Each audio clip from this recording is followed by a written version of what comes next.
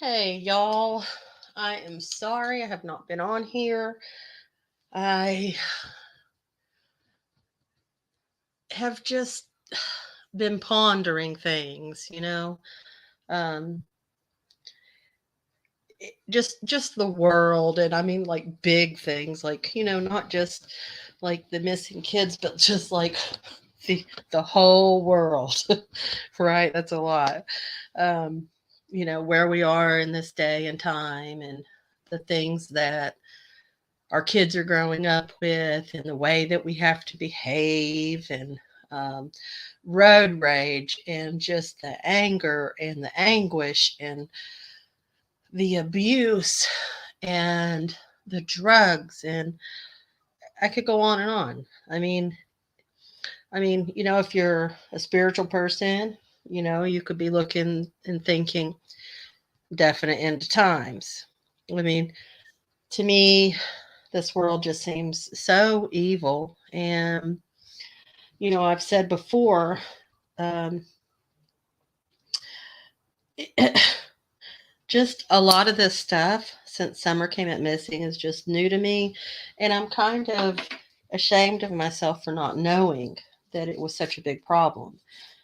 And, there are people out there trying to do good. I always thought, as far back as I can remember, I remember being 12 years old, and I mean, in the country, and my grandma's house was, I had to cut through the woods and across the road, and I'd be at the hospital, the nursing home. And I would go and visit with elderly and stuff like that. And I always thought, I'd make them things at Christmas and things like that. And then later on, a little bit older, I always thought, well, there's so many homeless people, and I've done things for homeless people. Um, and I've also seen them take and try to sell the things I gave them, and the mental illness that's involved, and the addiction. And there's just so many problems. And I got to share this channel.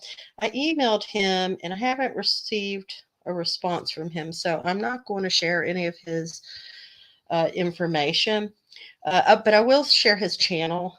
It's called Soft White Underbelly. And this guy's he's like a photographer. He interviews all walks of life. He has interviewed uh, people that have been trafficked. He's interviewed the um, some of the Appalachian people, the poorer people. He has interviewed prostitutes, and he's interviewed drug dealers and gang members, and um, all kinds of different people in the world, right? Um, and the thing, and I've been watching a little bit about that. And the thing is, in all of these people's lives, people who live on Skid Row, people who end up in these terrible situations, strung out on drugs, and there's a common denominator, and it's that they weren't shown proper love growing up. And in many, many, many cases, it stems from abuse, physical, emotional, sexual. And he's interviewed trafficked children that have gone on to be prostitutes, and it's damaged people. And in one way or another, we're probably all damaged to some degree. No one's had a perfect life. No parent has done a perfect job raising their children. However, having said that, not everyone experiences uh, molestation and physical violence and belittling of the children, and growing up with drug addict parents who the children have to then raise the other children.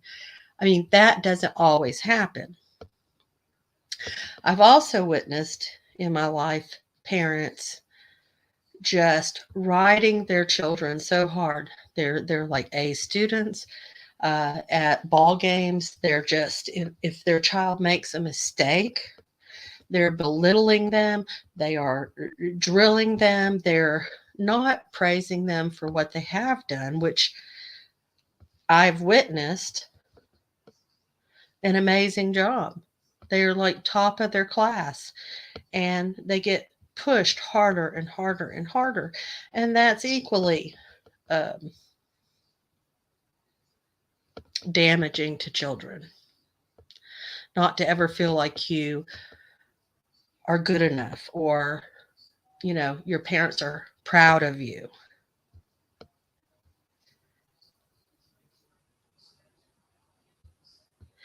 And, I see a lot of bullying on the internet and other creators. Now, some creators, I'll say, kind of instigate things.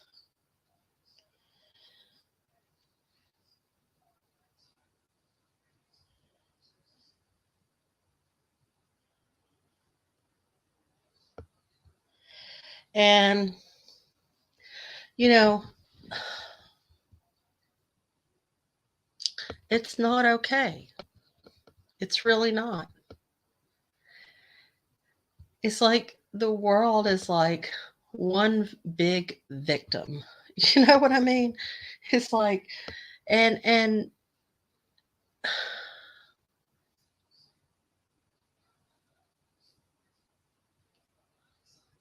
my life hasn't been perfect by any means.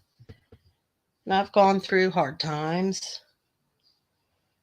I tried to do the best I could with my children, that I gave them a better life than I had. But I made mistakes too. We all do, right? But we always want better for our children. I mean, usually. I mean, I've been listening to stories that will break your heart and make you look at the world a little bit different. This guy, what is his name? What is his name? I just don't even know. Uh, I actually watched an interview with him. Mark Leda? Leda? I don't know. Anyway, he's from California and he's actually helped a lot of people off of Skid Row. He's interviewed very young teenagers. I mean, people who have had children at 11 years old. I mean, what kind of world is that? So yeah, I've been thinking about a lot of things, and I'm a small channel and I never started this to uh, make any money or anything. I started it to have y'all to talk about with Summer, which is heartbreaking. It just, I grieve at the thought that she's been gone almost a year, very, very soon. And I've really been contemplating whether I even want to go to the vigil because I'm hearing things that I don't agree with. Um, Unless you're a monetized channel, you can't speak. Well, I'm sorry. I thought this was America and we all had freedom of speech. But if you say the wrong thing, people will attack you. So, do we really? Um, if you say the wrong thing, you'll get a threat. So, do we really have the freedom of speech? They're going to sell t shirts. T shirts. Everybody made a big deal about the candles being sold, but I guess t shirts are okay. They're calling it a meet and greet. A meet and greet. And the only reason I wanted to go is because I want to know where Summer is. I want her found. I want justice brought to the table. I want the people involved to be punished to the fullest extent of the law. There are creators on here that have been bullied and belittled for speaking up by local people, and that's unacceptable. It is not okay to threaten someone and put their life in danger. Ever. It's not.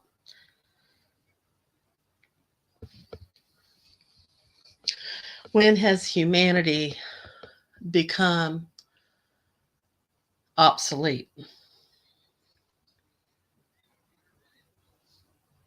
There's certain people in this case that I refuse. I will not change my thoughts on, and I will not apologize for speaking out about. Example, Frank Light. And in my opinion, Jody Sue has threatened people. There's been other local people been threatening to creators.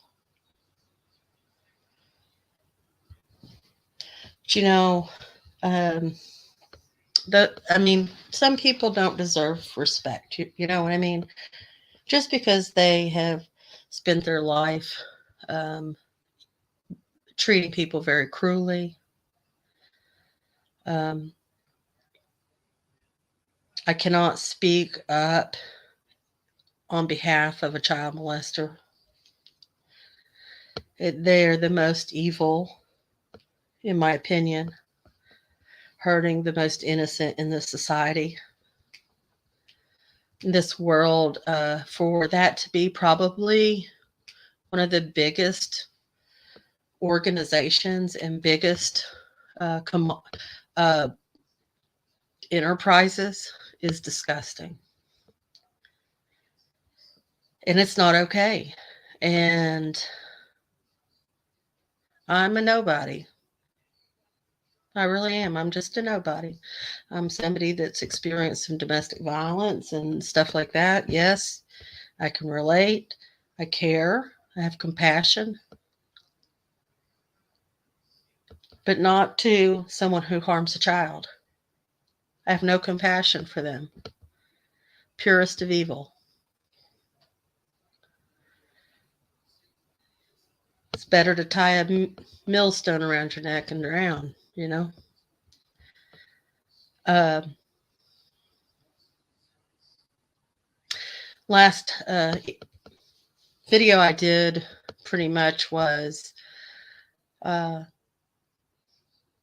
the side of people who have been victims, have overcome.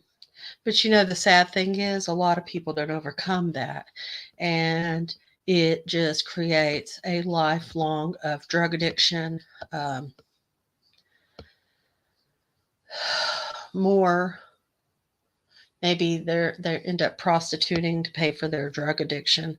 It's just it is a vicious cycle that needs to be stopped. And our law enforcement doesn't put enough value on children to stiffen the laws. Maybe it's corrupt as well on a higher level. We'll talk about that. Um, uh, I really didn't intend to say all of that, but you know, I don't really have anything prepared. I do have some videos I want to share with you because I think they're important. I mean, I think the only thing that I can do, being the small person in this huge world, is as I'm educating myself, maybe share it with you. I mean, I don't know what else to do. I mean, I have grandchildren growing up in this world. Um, praise God, my children never have been exploited in any way that way. Um,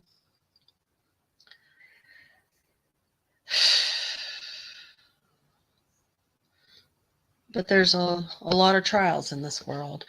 I'm going to go ahead and play this first clip. It's 4 minutes, and we'll talk about it. This guy really gets under my skin. Okay, well, let's just go from here. Okay, and we'll just kind of, I'm going to pause out.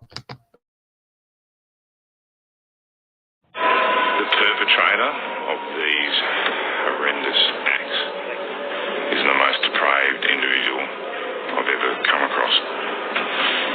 26 years of policing. His evilness is evident. We know what he's done, and charged with kidnapping, rape, torture, murder, and selling the gruesome videos he's made, which detail the terror and pain of his child victims. How great was the urge? Urge for what? To find young girls. Hardly ever had an urge. It's not like the hungry dog that's got to feed every 3 hours or 4 hours. It's not like that. So to sit down then opposite Peter Scully was to sit down opposite somebody that you can't quite believe can be so evil. Well, what we're interested in is whether you have any remorse, whether you admit to what you've done. Of course I have remorse. Why, of course. Why do you think people don't have remorse? No, I'm asking you, as somebody who is a repeat offender here, who went on the run, who's only here because you've been caught, not because you turned yourself in. At what point do you actually feel sorry for what you've done? Is it at the point where you're captured? Oh, that's a good question, actually.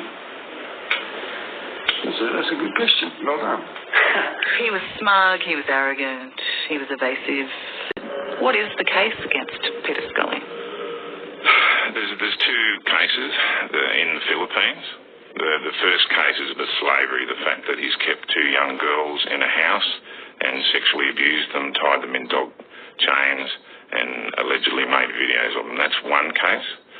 The second case involves the holding of young victims and sexually abusing them, and then it went to violence against the young victims as well as abuse, and then unfortunately and horrifically ended in the death of one of the victims.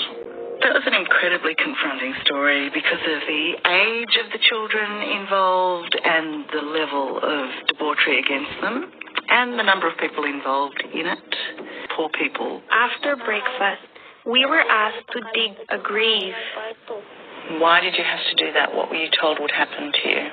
That we will be buried in the graves that we are digging. What else did Peter do to you while you were in the house? While we were being photographed and videoed that night, Peter Scully, he assaulted us.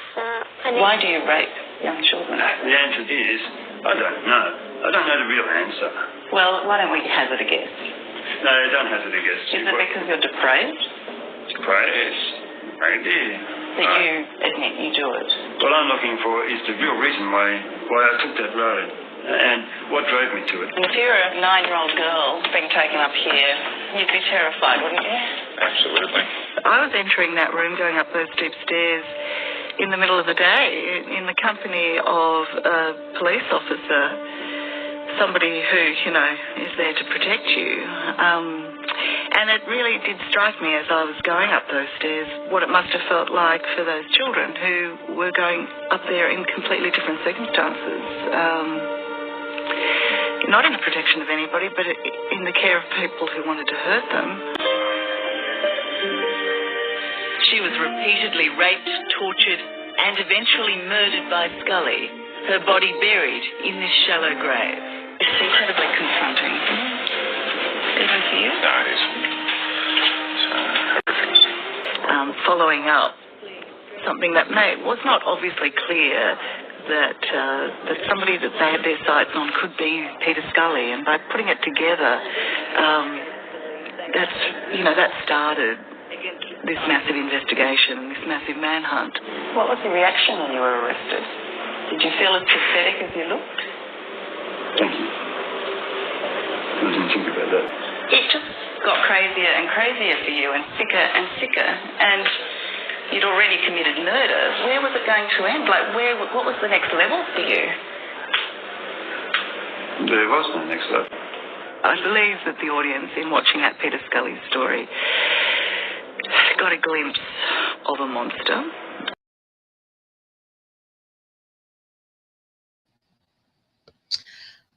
Here's what bothers me about these people in the world. They're literally targeting children for their gratification, and it is the most disgusting thing. I can't even think of anything worse. I mean, murder is terrible, but the things that are being done to these children destroy their life. It kills them from the inside, and then the rest of their life they struggle and they live with these horrible memories. And I'm really thankful that this one video that I had saved and cut didn't make it to the upload, because this was actually a young girl. She was 14 at the time of the video. And from age 3, she lived, and this is in England. Her grandmother was part of a satanic group. And listen, that is something that we need to be aware of. There are 12,000 groups that are not verified, but satanic groups in the United States that sacrifice animals and children. And this, and that could be a part of some of the children that come up missing. This little girl from age 3 to age 14 had several children. When they were being aborted, they would either kill them in sacrifice. One of the infants that was aborted, she was forced to eat. They were forced to do ritualistic killings. She had witnessed children being murdered, animals, very sadistic things. I'm sparing a lot of details here. The grandmother, there are people that are and were being charged. There was physical evidence by a doctor that she had been abused. She gave birth to a child who she was forced to leave behind with those people. Very traumatic for her, and she's trying to rebuild her life through counseling and being with her mother. And as I said, it was her grandmother that was a part of this, and the grandmother saw nothing wrong with it. She does have charges. But the thing is, and I had another video that I could not, for the life of me, get to record properly. It was actually two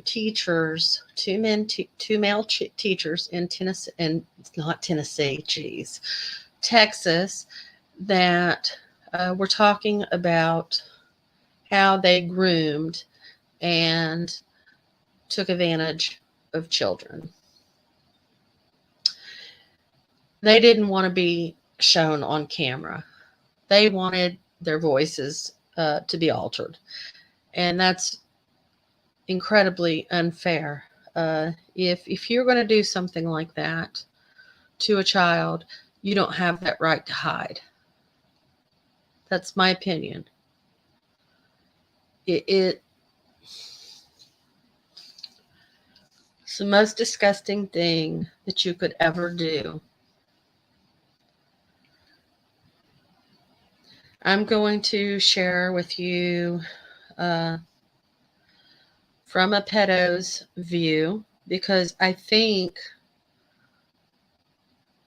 we need to know that there are people out there analyzing this, prepping how they're going to do it and who they're going to attack and who they're going to target.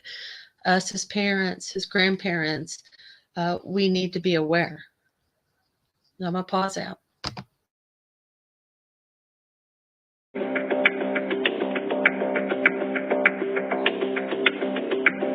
them alone. Grooming. I would check out their family situation. I would check out their clothing to see how well they were, financially. I would check out their social interaction with other kids. When we were on the ballparks or on the gym floor, I would make sure which ones I wanted to molest. I would give them special attention, congratulate them, talk to them when I know that I would never be allowed to talk to anybody else. Aside from everybody, I would give them the attention that an official is not supposed to give anybody. And it made them feel like, wow, he's paying me attention.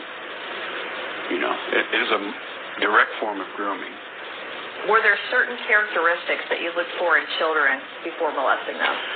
In children, yes, but more I also looked at their families. If I thought the father was a threat, I would not approach the child. If I thought that the child had friends that he would tell, I would not approach him. If I thought the child had friends that were in the same capacity he was, I would approach him. For the simple fact that if I could molest him, I could lure him into grooming him into believing that he would enjoy it. And therefore, I could manipulate him into having his other friends come and be molested by me as well. So perhaps a child that doesn't really have a whole lot of friends, maybe not really a strong family, things like that. Yes, no spiritual values, weak in education, needs help in many ways, even from split parenting, has a mother who may be having problems with the family, well, here comes superhero in to help out, wow, well, thank you very much. No problem. You ever need me to take him away for the night so you can have a night out? No problem. It works. That man makes me want to vomit. I swear. Why is he sitting in a comfy chair when he's sitting there telling people how he's preyed on children, on the weaker, on the broken homes? That's infuriating. That man just pisses me off so bad. Oh my God. He better be glad it didn't happen to one of my children. Now, the next video I want to share with you because I think it's relevant. I think that we have to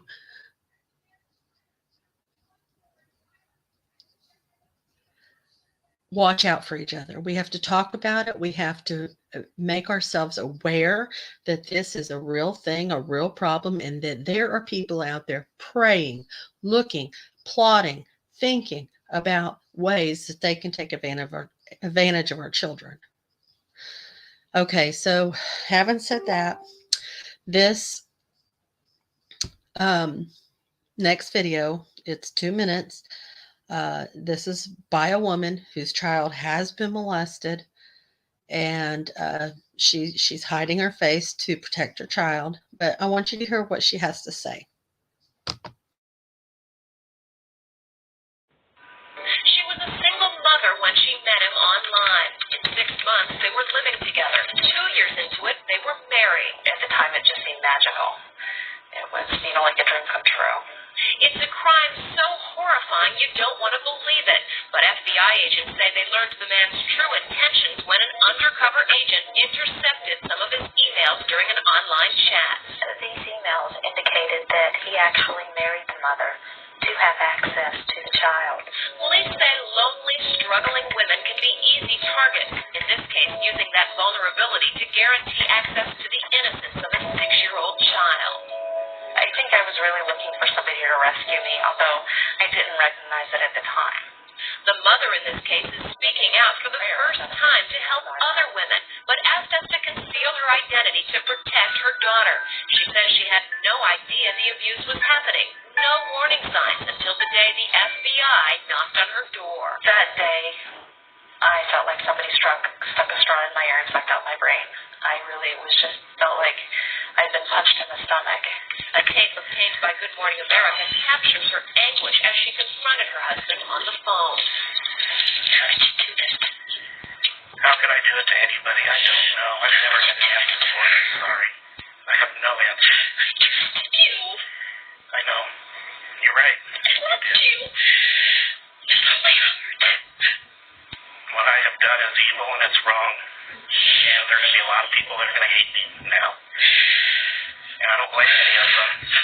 It gets worse. Not only did the man molest his wife's daughter, he went online and offered the girl to other pedophiles, just as authorities stepped in. You know, and I'd never say that I wasn't suicidal. I've never had I'm going to kill myself. But times where I wish that I would die. We found cases of dangerous online dating situations all across the country. Sex offenders trolling sites and neglecting to mention their past. Internet romances leading to beatings and rapes. And felons leaving their convictions out of their profiles as they look for love. Do you see? We're talking people in school. We're talking, teachers. We're talking people who are targeting single mothers who are struggling enough to raise a child by themselves. And they are getting with the women just to get to the children. How demented are these people? I didn't hear an ounce of remorse in that man's voice. Not an ounce. And he was going to trade the child off to other adults. These people, now I've said before, I don't think that everyone that has been molested in their lives are going to go on to offend. But the ones that are repeat offenders, they don't deserve a second chance. I'm sorry.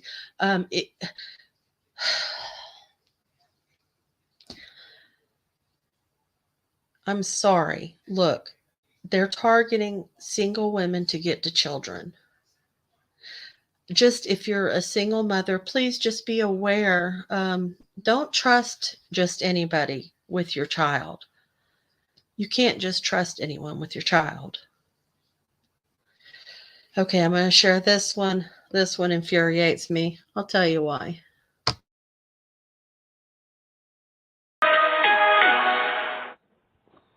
It's been miserable. It's been hell. 56-year-old Stephen McIntyre was put on Maine sex offender registry after pleading guilty to sexual assault in 1997. McIntyre says he had to register with police every 90 days, going to the store and getting his photo taken. You know, you'd be walking in the store and that's that guy I saw on the sex offender webpage.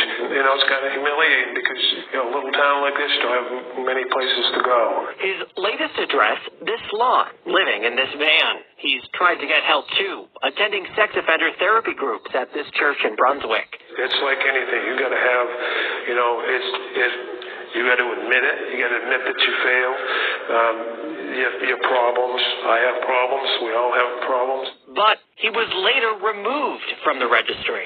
It was like taking a million-pound load off my shoulders. But now he's at the Two Bridges Regional Jail, accused of breaking into a bathwoman's home and exposing himself. He's also accused of being a peeping Tom, recording videos of people through their windows, including some at Bowdoin College. False arrest, false imprisonment. McIntyre claims police targeted him because of his criminal record. mine's now pretty heavily scarred. But why was McIntyre taken off the registry in the first place? The legislature has changed rules several times, affecting if and when sex offenders must register and just how long they're kept on. I think we have to keep them in the system. State Senator Bill Diamond chaired the state's Criminal Justice and Public Safety Committee while the registry underwent significant changes. The sex offender registry that we had in Maine was in bad shape. We learned that we had a lot of holes in that wall to protect everybody. Like finding where sex offenders live and work in just a matter of clicks. People have a right to know who these serious offenders are. But that wasn't the case when McIntyre was convicted in 1997. It's one change that's affected sex offenders retroactively. New requirements that weren't there when those offenders were sentenced. The changes have spawned dozens of lawsuits. Since the registry began in 1992, about 3,600 people have been removed, or they are no longer required to register. This is my... One of them, Stephen McIntyre. That was my last transaction. McIntyre is now fighting his latest accusations from his jail cell. He says he'll always be known as a sex offender and claims that's why he was arrested on these latest charges. You don't have to believe me, but you ought to understand that there are two sides to a story. State officials say they couldn't give us data about who's been taken off, saying those records aren't kept. Meanwhile, McIntyre will be in court next month for those latest accusations.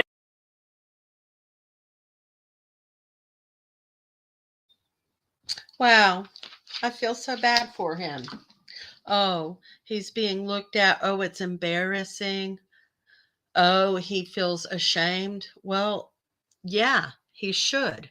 He should have a freaking big P tattooed on his head, on his forehead, for the whole world to know. You hurt a child, you deserve to feel like you're a piece of trash, and you're someone that should be exposed in public. I don't feel sorry for him. And he was taken off of the registry, and he's sitting in jail for other charges. And they've removed other people because the law keeps changing. Well, hello, lawmakers. You need to be voted out. Our children are more important than the rights of pedophiles. Please, I'm sorry. It pisses me off. You have no rights if you're going to harm a child. All right, I'm going to play this last clip. Boy, that just really makes me so mad. He wants us to feel compassion for him because he feels like, oh, it's so much trouble. I got to report every 3 months. What? Really? You better be glad you're not in my neighborhood, because I would be like sending flyers out all over. I would run you out of this neighborhood to protect the children in here.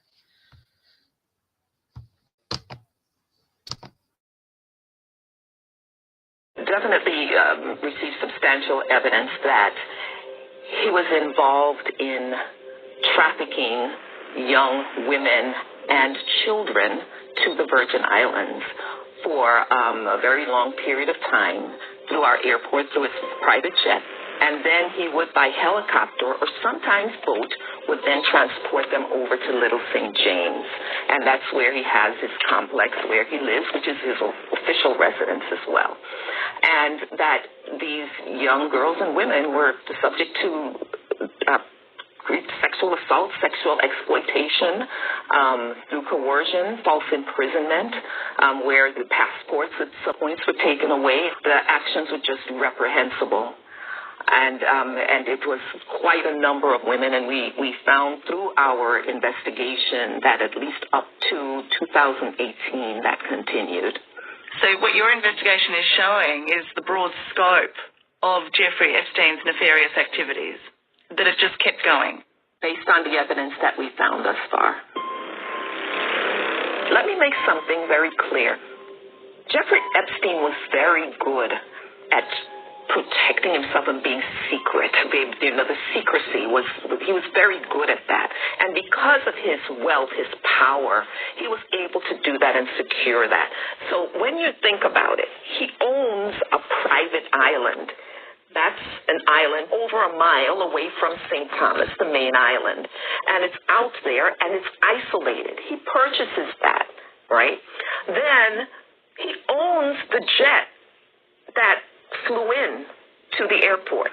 It's under a name of one of the front companies that actually has been named in our complaint, but it's him. He's the member of that LLC. And he owns the helicopter and the boats that took or transported him and the women and children over to the island. So when you think about that, it's him orchestrating all of that. Yes, there may have been baggage handlers. There may have been other persons who looked and saw him and other females with young girls. Yes, but I think that it's important that we focus on how Jeffrey Epstein was so able to create such an elaborate scheme, especially by doing it in such secrecy, and he had the money and power to create the secrecy so that not just local authorities, but we have federal authorities here too that are here all along. Not even they might have been able to see it.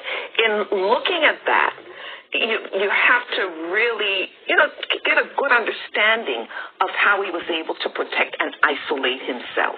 Once you get on that island,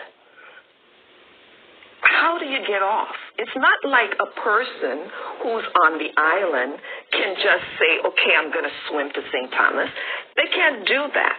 It's not like a person who's there and needs help that they can sneak away and run outside and flag down a vehicle or flag down a police car or run to the nearest police station like they might be able to do on St. Thomas, on the main island.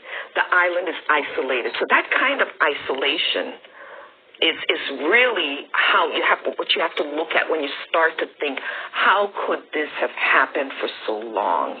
I think the picture you paint is a terrifying one of isolation, but also abuse of power. And I just wonder why the people who worked for Jeffrey Epstein weren't terrified for the girls going over there. They knew how isolated that island was. They knew the ages of those girls. They saw powerful men there.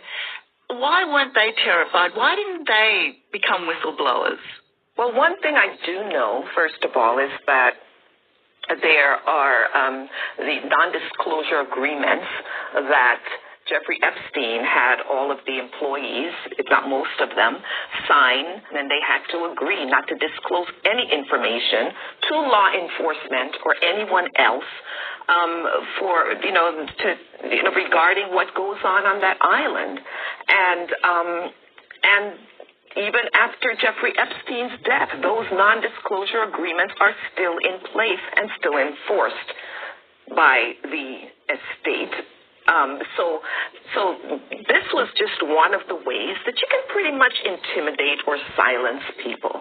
But in addition to that, when you see someone connected with powerful people who may visit the island or he may be involved with, whether it doesn't have to be here, it could be anywhere in the world, and it's known that these powerful people are his friends and associates, that alone is intimidating to the ordinary citizen who's sitting there and watching this and say, ooh, that does not look good.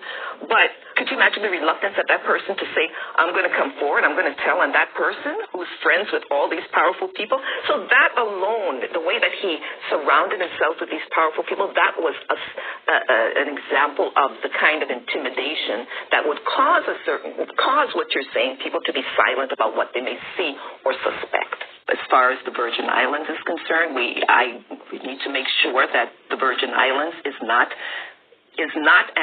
perceived as a haven for this kind of sexual exploitation, human trafficking, and sexual and child abuse. We have to make that clear. It is very important that we enforce our laws against human trafficking, against child abuse, against child and sexual exploitation of women. It is important that we do that, because if I don't do it, as the Attorney General, the top law enforcement person, if we do not do it in the Virgin Islands, then those types of crimes will continue to.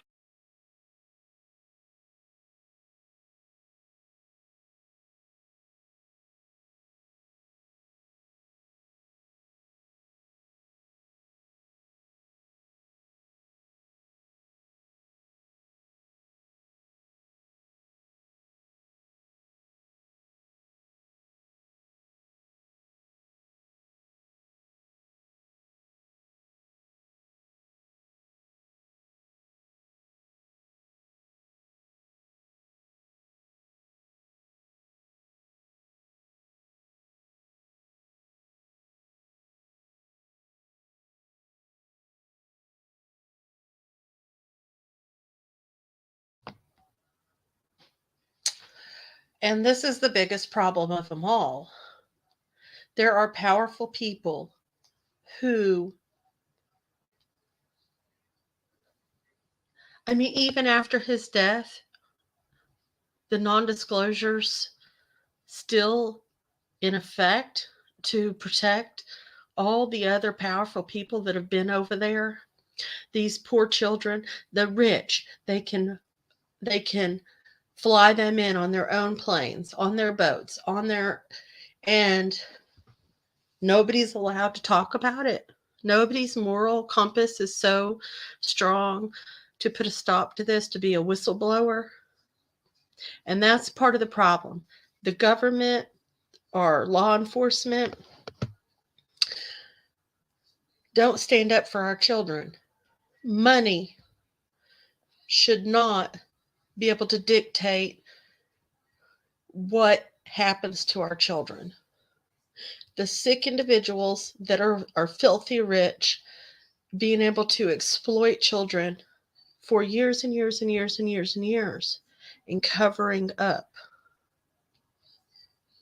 I'm looking into John Walsh because his daughter has spoke out, and it is incredibly disturbing what she says, and I can't even wrap my head around it. And that's the only reason I haven't come and talked to y'all about it, because I am struggling how high up this goes. It is alarming. Rich people think that they can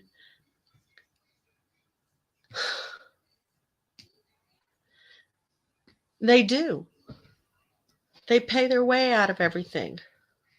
They are able to pay to have things hidden, and it's sick. And you saw those names. That's just a portion of the names that have been on that island. You cannot tell me that not 1, 2, 3, 4, 5 or more have seen something wrong, and they don't have the moral compass to come out and speak up on children who are being abused.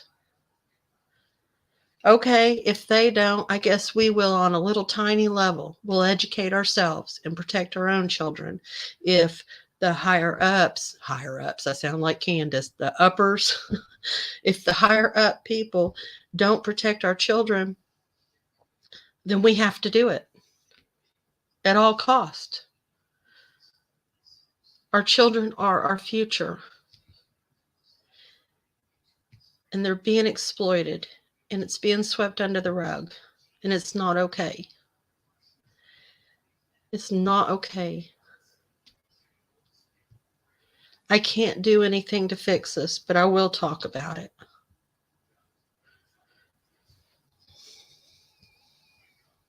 It's really upsetting. Like I said, I've been thinking about everything going on in the world. And it's an ugly world we live in today. I don't ever remember it being like this. When I was younger, of course I'm old, but I don't ever remember it being such a sick world, but maybe it always has been. And I've just had my head in the sand, but no more. I don't anymore.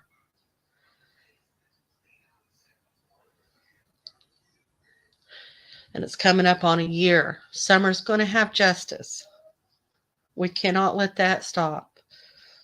Little Michael Vaughn deserves justice. Harmony Montgomery deserves, every child that's ever gone missing deserves justice.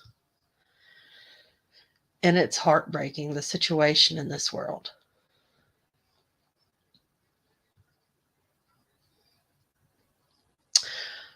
Y'all, heavy topic. Very heavy. I'll be on, try to do a little bit more uplifting topic tomorrow. I really appreciate y'all. Value all of your thoughts and opinions.